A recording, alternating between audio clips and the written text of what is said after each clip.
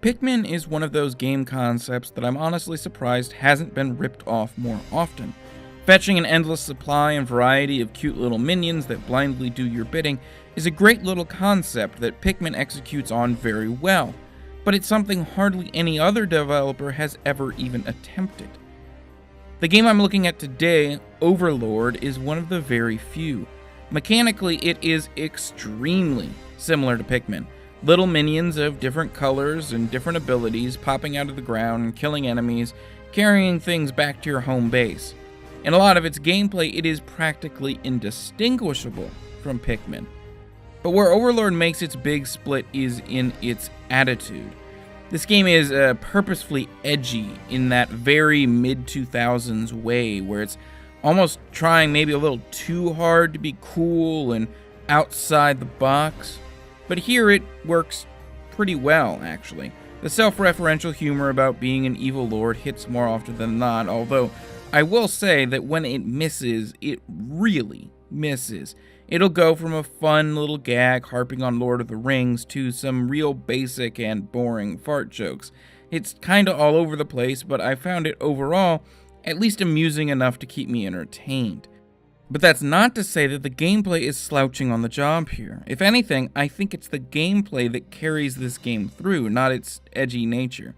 Sure, it's a lot like Pikmin, but it does a very good job of cloning the Pikmin formula, and I don't feel too compelled to complain about that all that much, since hardly anybody does it. The first few games that help to form a new genre are always clones with minor changes. Of course, that would imply that Overlord helped spawn a genre of Pikmin games at its center, which it most certainly did not. And frankly, that's what makes this game still interesting now. The fact that so few games have even tried to iterate on the Pikmin formula makes Overlord a fascinating game.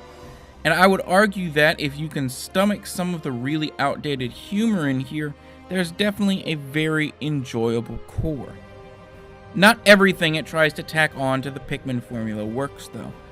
I complain a lot about the meaningless nature of most choices in video games, but Overlord really takes the cake in that department, especially given the primary conceit that you're supposed to be an evil overlord. You're basically making choices throughout the game as to whether you want to be a good evil overlord or an evil overlord. And tonally speaking, it's really, really weird. It just feels like morality systems were really in vogue when this game came out, and they just kind of slapped it in there without really caring about how it was implemented.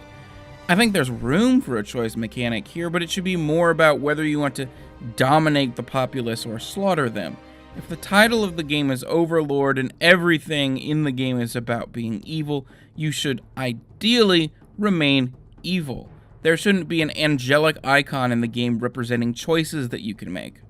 When you boil it all down, Overlord is basically just Pikmin with attitude.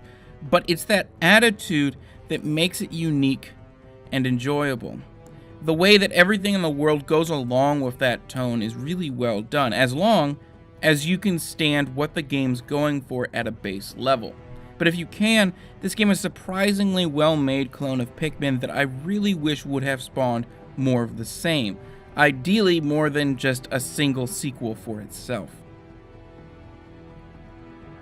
On In Case You Missed It, I look at games that were ignored when they came out or have been forgotten since. Games that people have missed. If you like that idea, be sure to subscribe so you can see the latest videos. If you like this video in particular, be sure to hit that like button, and thanks for watching.